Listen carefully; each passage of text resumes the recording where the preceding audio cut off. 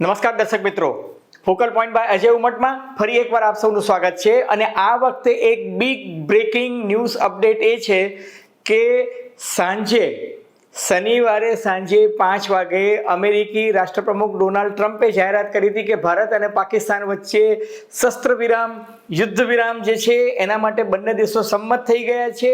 Donald ટ્રમ્પની જાહેરાત બાદ ભારત સરકાર અને પાકિસ્તાન સરકાર બંનેએ પત્રકાર પરિષદ કરી અને આ શસ્ત્ર વિરામ જે છે એને વિધિવત રીતે સમર્થન આપી દીધું હતું. અને એવું લાગતું હતું કે મામલો જે છે એ હવે શાંતિપૂર્ણ માહોલમાં જઈ રહ્યો છે.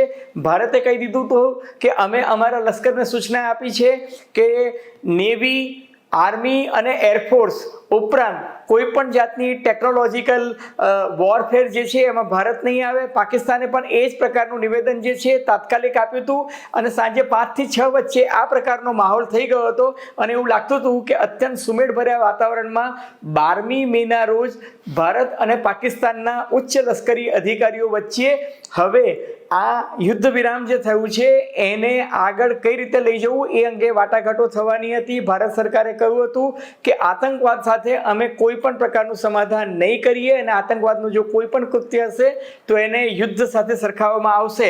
અહીં સુધી બધું બરાબર ચાલી રહ્યું હતું, પરંતુ છતાં એકાએક સાંજે 8 થી 8:30 વચ્ચેના સુમારે એવું થયું કે જમ્મુ કાશ્મીરમાં સૌ પ્રથમ એક સાથે લગભગ 50 જેટલા ડ્રોન ઠેર ઠેર દેખાયા. અને જમ્મુ કાશ્મીરના મુખ્યમંત્રી ઓમાર ફારૂક અબ્દુલ્લાએ જાહેરાત કર્યું કે vote the hair is going on, આ શું થઈ રહ્યું છે, આ તો શસ્ત્ર વિરામનો ભંગ થઈ રહ્યો છે અને શ્રીનગરમાં મને બ્લાસ્ટના અવાજો સંભળાઈ રહ્યા છે.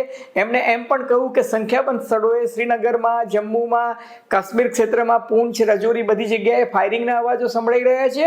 અને એમણે ટ્વીટ કરતા કહ્યું કે આ યુદ્ધ વિરામનો ભંગ છે. એટલે સૌથી પહેલું શસ્ત્ર વિરામ કહો કે યુદ્ધ વિરામ કહો, એના ભંગની જાહેરાત જે છે જમ્મુ કાશ્મીરના મુખ્યમંત્રીએ કરી. અને થોડી જ વારમાં ખબર પડી કે રાજસ્થાનમાં બાડમેર સેગમેન્ટ, પોખરણ, જોધપુર અને ત્યારબાદ ખબર પડી કે પંજાબમાં પણ આ જ પ્રકારના ડ્રોન ઠેર ઠેર દેખાવા માંડ્યા. અને ગુજરાતમાં ગૃહ રાજ્યમંત્રી હર્ષ સંઘવીએ પણ કબૂલ કર્યું કે ગુજરાતમાં કચ્છ ક્ષેત્ર જે છે એમાં ડ્રોન દેખાયા હતા, લગભગ 8 જેટલા ડ્રોન. અને અમારા પ્રતિનિધિએ જે અમને માહિતી આપી છે એ પ્રમાણે કચ્છમાં હરામીનાળા, જખૌ, સરક્રીક, ખાવડા, કંડલા, ભુજ, લખીનાળા ખાતે ડ્રોન દેખાયા. અલબત્ત ભારતીય લશ્કરે આ તમામ ડ્રોન જે પાકિસ્તાનના હતા એનો ખાત્મો બોલાવી દીધો છે. અને ગુજરાત સરકારે તાત્કાલિક અસરથી જામનગર, કચ્છ અને સરહદી વિસ્તાર બનાસકાંઠામાં ઠેર ઠેર અંધારપટ જે છે એ લાગુ પાડી દીધો છે. પરંતુ આ તમામ ઘટનાક્રમ વચ્ચે એક સૌથી મહત્વનું ડેવલપમેન્ટ એ આવ્યું કે ચીને જાહેરાત કરી કે અમે પાકિસ્તાનની પડખે છીએ. એનો અર્થ હવે સાફ છે કે ચીન જે છે એના ખીલે પાકિસ્તાન કૂદી રહ્યું છે. અને એટલે જ આ શસ્ત્ર વિરામ કહો કે યુદ્ધ વિરામનો ભંગ થયો છે. આ તમામ ઘટનાક્રમની ચર્ચા આજે આપણે કરીશું ફોકલ પોઈન્ટ બાય અજય ઉમટમાં. પરંતુ એ પહેલાં મારી આપ સૌને નમ્ર વિનંતી છે કે જો તમને ફોકલ પોઈન્ટ બાય અજય ઉમટનો આ એપિસોડ ગમે તો મહેરબાની કરીને એને લાઇક કરજો, શેર કરજો, સબસ્ક્રાઇબ કરજો. અને હા, પેલું બેલ આઇકોનનું બટન દબાવવાનું ભૂલતા નહીં, જેથી તમને અમારા લેટેસ્ટ અપડેટ જે છે મળતા રહે. તો ધન્યવાદ.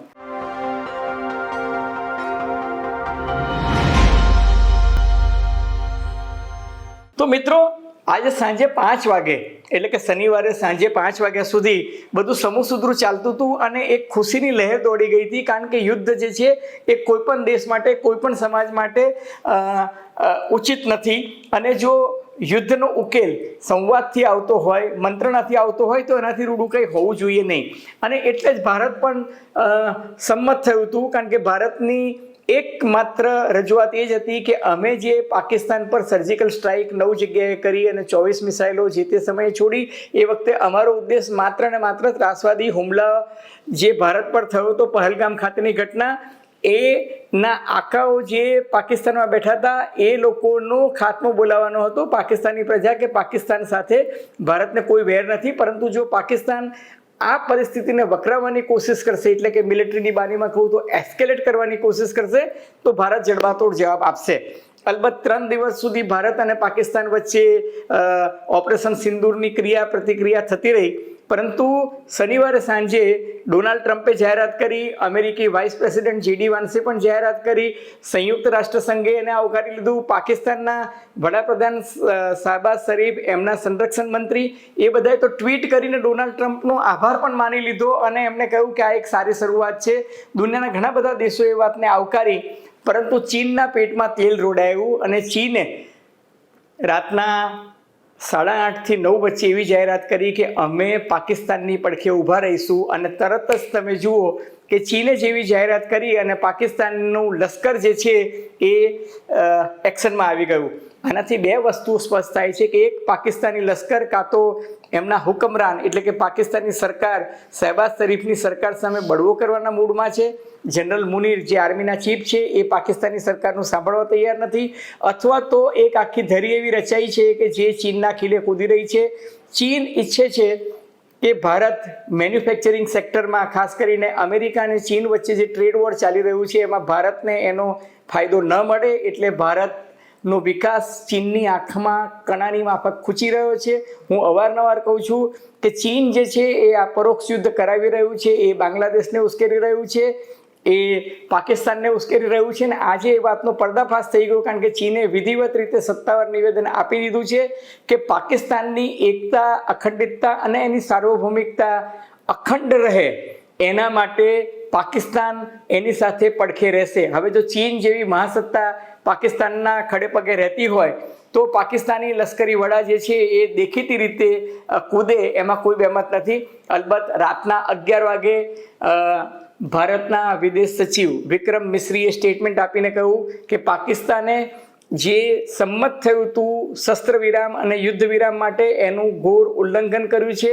ભારતના ઘણા બધા વિસ્તારોમાં પાકિસ્તાની ડ્રોન જોવામાં આવ્યા છે અને ભારતીય લશ્કરને સૂચના આપવામાં આવી છે કે હવે જો પાકિસ્તાન કોઈ દુસ્સાહસ કરે, કોઈ પણ મોરચે કરે, તો ભારતીય લશ્કર જે છે એનો જડબાતોડ જવાબ આપશે, સખત કાર્યવાહી કરશે.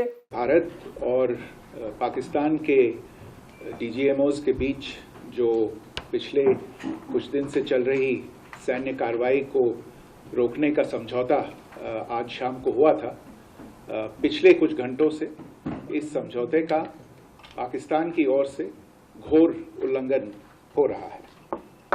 भारतीय सेना जवाबी कार्रवाई कर रही है और इस सीमा अतिक्रमण से निपट रही है. ये अतिक्रमण अत्यंत ही निंदनीय है और पाकिस्तान इनके लिए जिम्मेदार है. हमारा मानना है कि पाकिस्तान इस स्थिति को ठीक से समझे और इस अतिक्रमण को रोकने के लिए तुरंत उचित कार्रवाई करे. ભારત હંમેશા ઈચ્છે છે કે શાંતિ રહે, અમન અને ચેન રહે, પરંતુ પાકિસ્તાન જો નાપાક હરકતોથી બાજ નહીં આવે તો ભારતને કાર્યવાહી કરવી પડશે.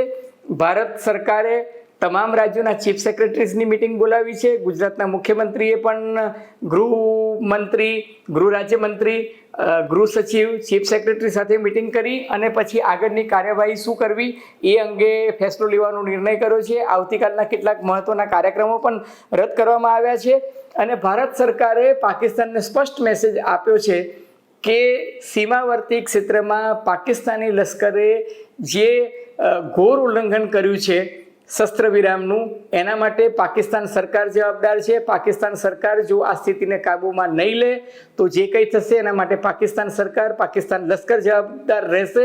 કારણ કે ભારત સરકાર અને ભારતનું લશ્કર જે છે એ અત્યંત સંયમતાપૂર્વક વર્તી રહ્યું છે. હવે પાકિસ્તાન એવું કહે છે કે પેશાવરમાં એક બ્લાસ્ટ થયો અને કદાચ એ બ્લાસ્ટ જે છે એ ભારતીય તરફથી થયો હોય, પરંતુ આ બધી વસ્તુઓ જે છે એ જો અને તોની વાતો છે. શરૂઆત પાકિસ્તાને કરી છે, એના પુરાવા ઉપલબ્ધ છે અને ભારત સરકારના વિદેશ સચિવે સ્પષ્ટ વાત કરી છે. પાકિસ્તાનને હકીકતમાં દુખે છે પેટ અને કૂટે છે માથું. પાકિસ્તાન અત્યારે 3 મોરચે લડી રહ્યું છે. પાકિસ્તાનમાં લશ્કરમાં 2 ભાગલા પડી ગયા છે. પાકિસ્તાન એક તરફ બલુચિસ્તાન લિબરેશન આર્મી સામે, જે અલગ બલુચિસ્તાન માંગે છે, એની સાથે લડી રહ્યું છે.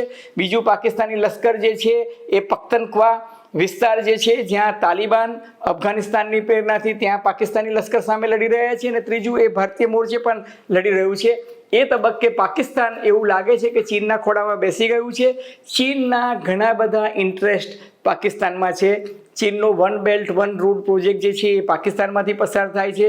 ચીનની દાનત પાકિસ્તાનનું ગ્વાદર બંદર છે એને પડાવી લીધું છે. એ ઉપરાંત દરિયાઈ ક્ષેત્રનો કબજો કરી લેવાનો છે, જેથી એ ત્યાંથી પર્શિયન ગલ્ફ અને અમેરિકી જે વહાણો ત્યાંથી જતા આવતા હોય એના પર એ નજર રાખી શકે. એટલે એ બંગાળના ઉપસાગર પર પણ કબજો રાખવા માંગે છે. અરબી સમુદ્ર અને ભારતીય ભૂમધ્ય સમુદ્ર છે એના પર પણ ચીન પોતાનો કબજો જમાવવા માંગે છે. એટલે ચીનની સામ્રાજ્યવાદી નીતિ જે છે એનું પાકિસ્તાન પ્યાદા તરીકે સમર્થન કરી રહ્યું હોય એવી સ્થિતિ અત્યારે દેખાઈ રહી છે. આ એક ડેવલપિંગ સ્ટોરી છે અને હજુ ઘણા બધા નવા ઘટનાક્રમ બનશે. પરંતુ આજે સાંજે અમે વિડીયો બનાવીને કહ્યું હતું કે ભારત અને પાકિસ્તાન વચ્ચે શસ્ત્ર વિરામ થઈ ગયો છે. એ પછીનું જે આ ઘટનાક્રમ છે એના સંદર્ભમાં અમને થયું કે અમે પણ આ ડેવલપમેન્ટની જાણ કરીએ.